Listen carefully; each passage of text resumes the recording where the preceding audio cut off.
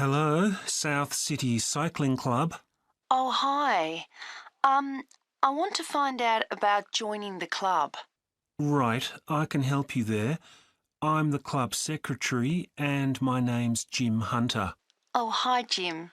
So, are you interested in membership for yourself? That's right. Okay, well, there are basically two types of adult membership. If you're pretty serious about cycling, there's the full membership.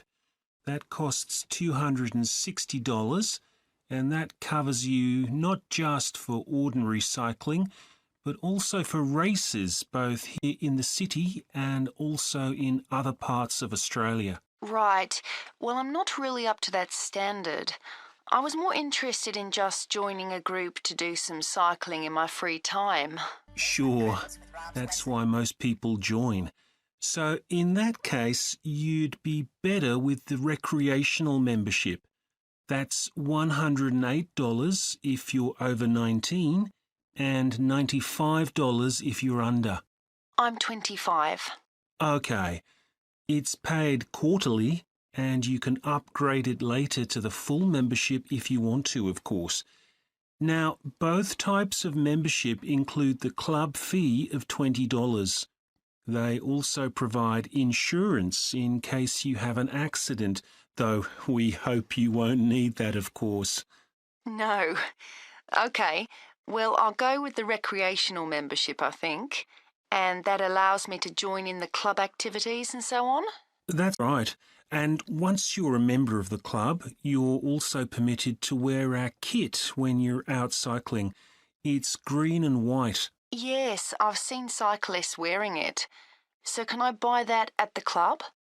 No, it's made to order by a company in Brisbane. You can find them online. They're called Jerry's. That's Jerriz. You can use your membership number to put in an order on their website. Okay. Now, can you tell me a bit about the rides I can do? Sure. So we have training rides pretty well every morning, and they're a really good way of improving your cycling skills as well as your general level of fitness. But they're different levels. Level A is pretty fast. You're looking at about 30 or 35 kilometres an hour. If you can do about 25 kilometres an hour, you'd probably be level B. And then level C are the novices who stay at about 15 kilometres per hour. Right. Well, I reckon I'd be level B. So when are the sessions for that level? There are a couple each week. They're both early morning sessions. There's one on Tuesdays, and for that one you meet at 5:30 a.m. and the meeting point's the stadium. Do you know where that is? Yes, it's quite near my home, in fact. Okay, and how about the other one? That's on Thursdays. It starts at the same time, but they meet at the main gate to the park. Is that the one just past the shopping mall? That's it. Before you hear the rest of the conversation, you have some time to look at questions 7 to 10.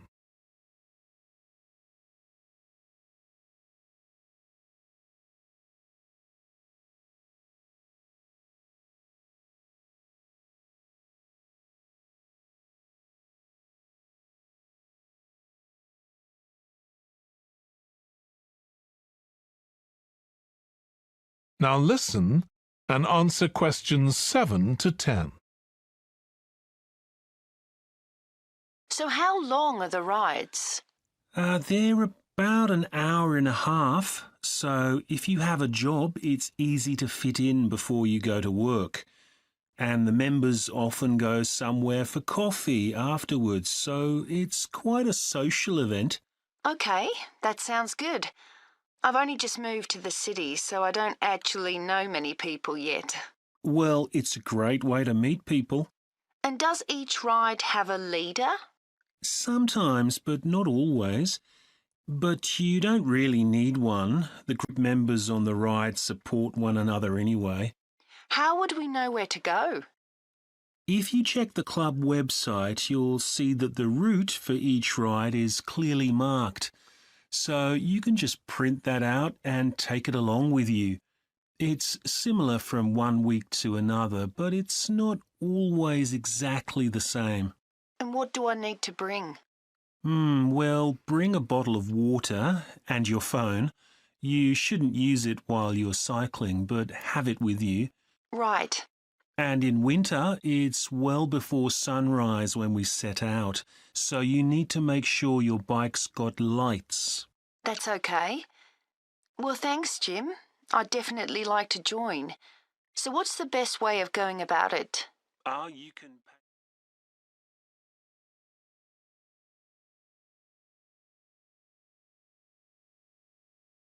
That is the end of part 1.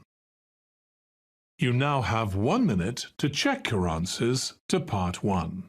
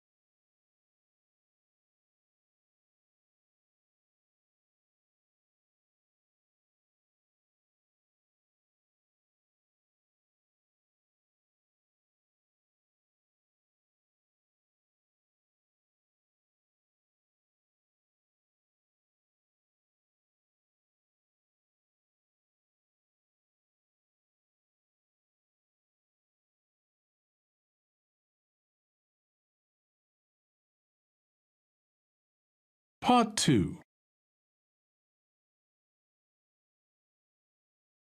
You will hear a talk about the 11th Annual Durham County Car Exhibition. First, you have some time to look at questions 11 to 16.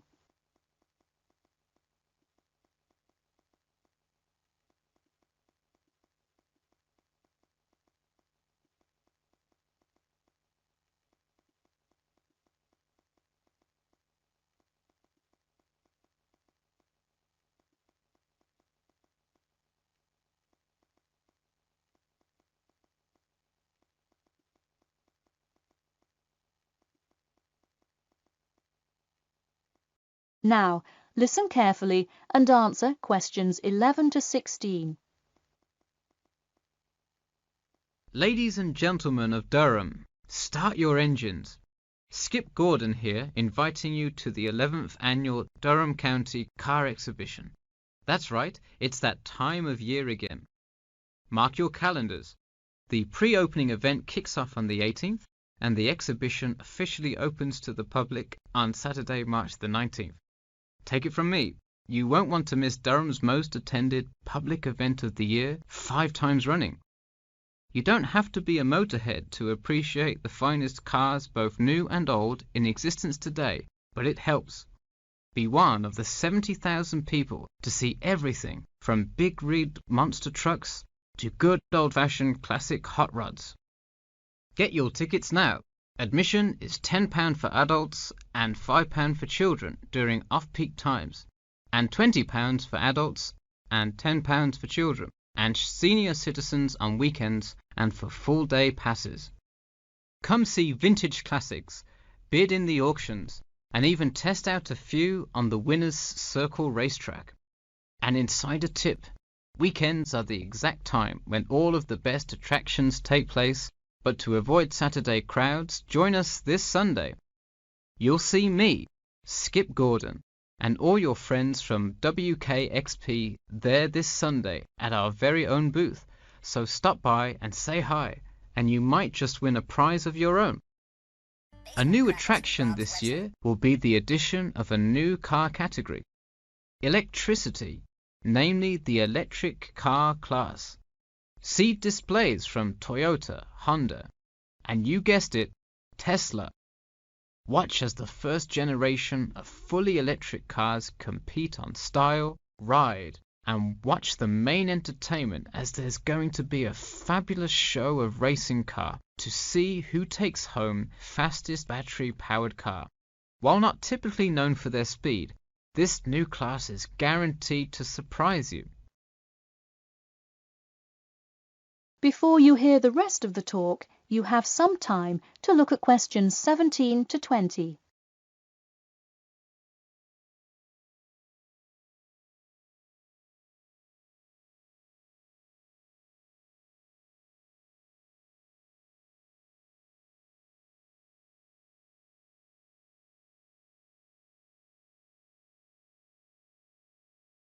Now listen and answer questions 17 to 20. Get tickets before they sell out. Last year's tickets sold out fast, so we upped the attendance this year. That's right, more seats. But don't wait. Act now and save. That's right, if you buy your tickets before this Friday, you'll get 2 for the price of 1. That's right, 2 for the price of 1. And don't worry, kids, just like last year, there's something specially for you.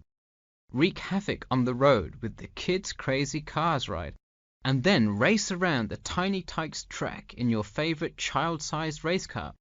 Meanwhile, Mom and Dad can take a spin in a ride a bit more than their size. We're rolling out a massive dirt track so you can get behind the wheel and test drive something a little more adventurous. Put the pedal to the metal in a 4x4 SUV as you go over bumps and navigate through twists and turns. You'll want to buckle up. You heard it here. Act now to get in on the fun at the Durham County Car Show before it's too late. Come for prizes, good prices, and good old-fashioned family fun. We had a lucky draw for a new car last year, but this year our main event is the Monster Truck Rally, where one lucky fan will win a chance to experience the thrill from behind the wheel, well, next to the wheel, as they ride with legendary driver Smash Tate. Feel the speed firsthand and talk to a living legend in a true, once-in-a-lifetime opportunity. For tickets, go online to www.durhamcountycars.com or call 1-888-CAR-SHOW now. We'll see you there, and always remember to buckle up.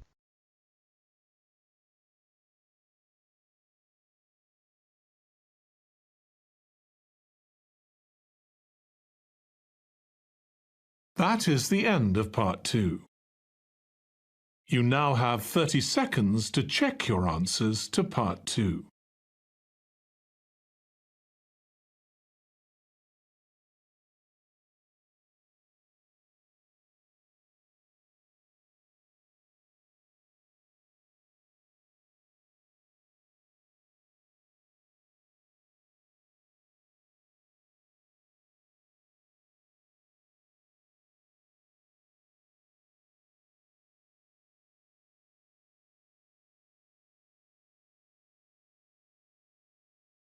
Part 3.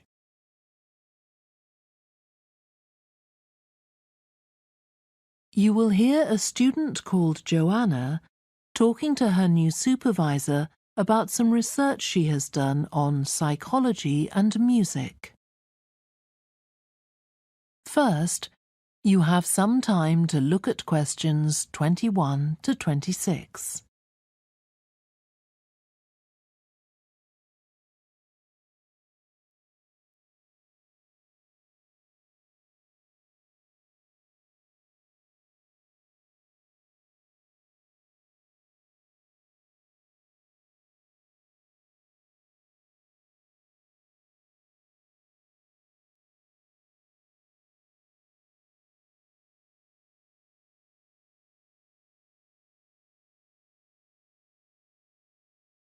Now listen carefully and answer questions 21 to 26.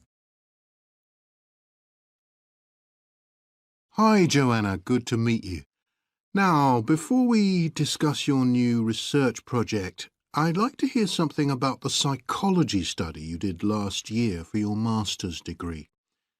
So, how did you choose your subjects for that?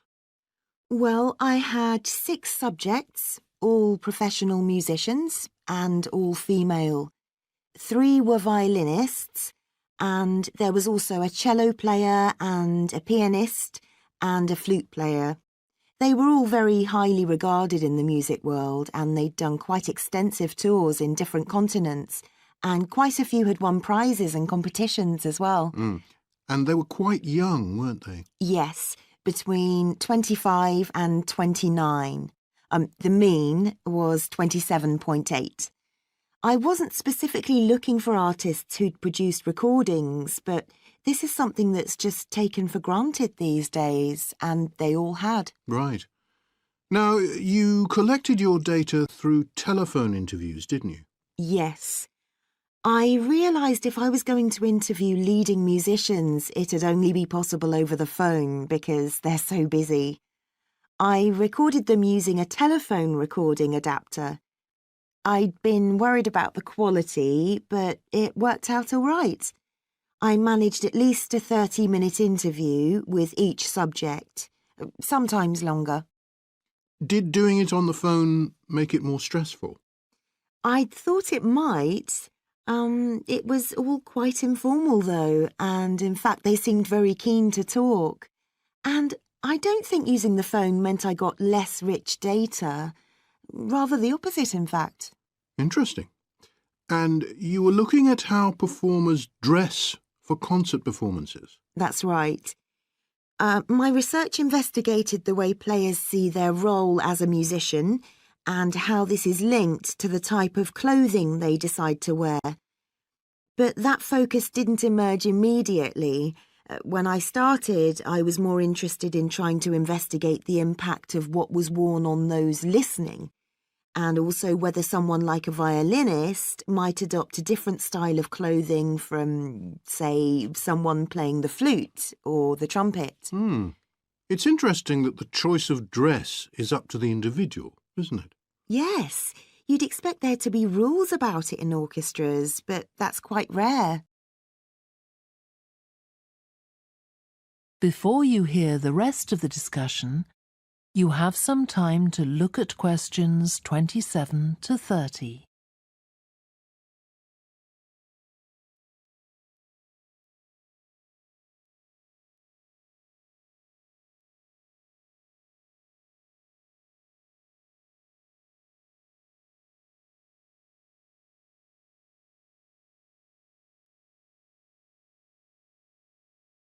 Now listen and answer questions 27 to 30.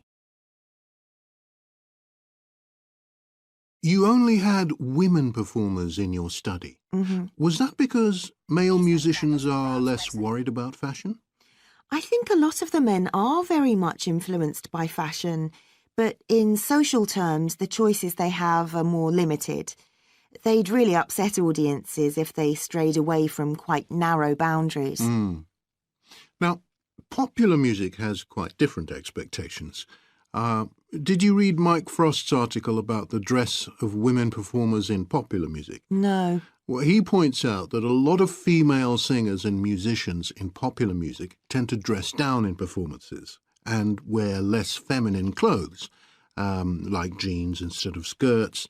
And he suggests this is because otherwise they'd just be discounted as trivial. But you could argue they're just wearing what's practical. I mean, a pop music concert is usually a pretty energetic affair. Yes, he doesn't make that point, but I think you're probably right.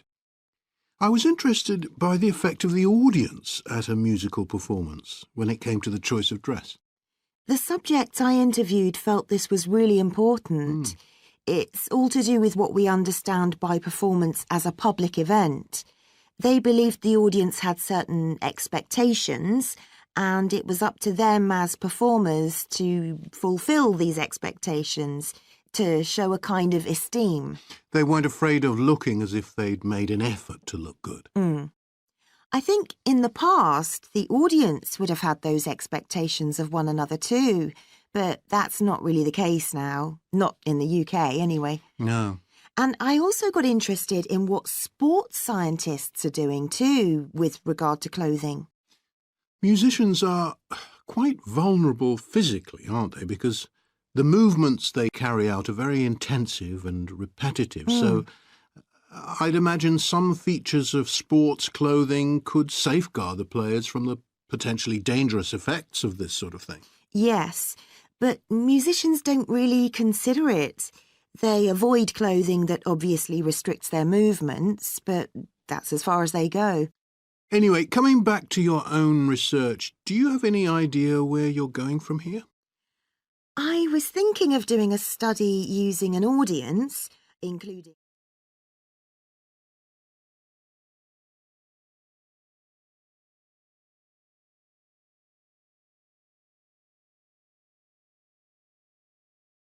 That is the end of part 3. You now have 30 seconds to check your answers to part 3.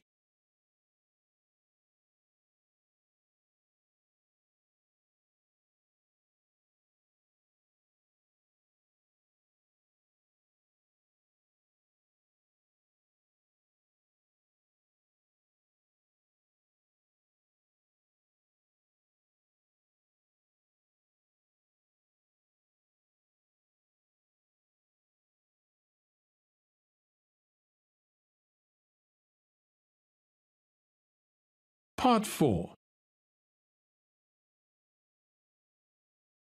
You will hear part of a lecture about the role of sleep in humans and animals. First, you have some time to look at questions 31 to 40.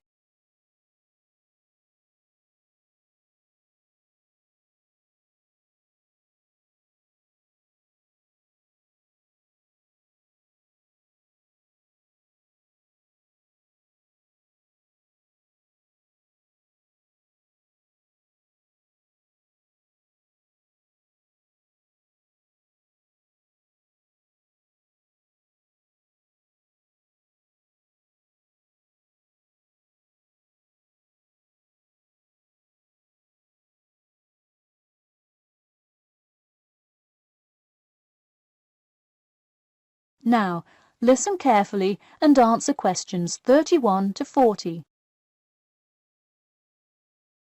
Good morning, everyone. In today's lecture, I'm going to talk about the role of sleep in humans and animals. Of all the biological processes in the animal kingdom, sleep is perhaps the most important. A human can survive for almost 2 weeks without eating, but did you know that 1 week without sleep can be fatal?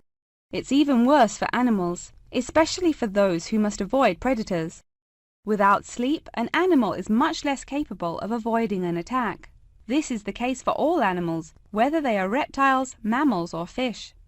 Let us look now at how different animals sleep, reasons for their ways of rest, and the potential problems they might encounter. In marine life, sleep must be balanced with breathing. For example, the dolphin must float to the surface as it sleeps in order to breathe. Like other large sea mammals, they keep one eye open and one half of the brain awake at all times to maintain some amount of consciousness required to breathe and to watch out for possible threats. They sleep with only one brain hemisphere in slow wave sleep. Birds also have unusual sleeping patterns, mostly due to being constantly on edge in the presence of numerous predators. They usually sleep quite lightly. For example, Swainson's thrush, also called olive-backed thrush, is a medium-sized thrush that takes hundreds of naps during the day, each of which lasts just a few seconds. While migrating, migratory birds tend to function well on micronaps. Horses, on the other hand, do most of their sleeping standing up. Scientists think that horses developed their habit of sleeping upright as a defense mechanism, a way of protecting themselves against predators, and a standing position keeps a horse in a constant state of readiness to race away if danger should approach. Also, horses do occasionally take short naps lying down. Horses are heavy animals with big muscles, but their bones are surprisingly delicate, so lying in one position for a long time could well injure a horse. Just like humans, animals can also have sleeping problems. Dr. John Hendricks and Adrian Morrison from the School of Veterinary Medicine, University of Pennsylvania in Philadelphia, determined that certain diseases were primarily associated with the sleep states in animals. In their research, they emphasized that because so much in this area still remains unclear, animal models were very important for studies of sleep disorders. The physiology of sleep in animals is similar to that of humans.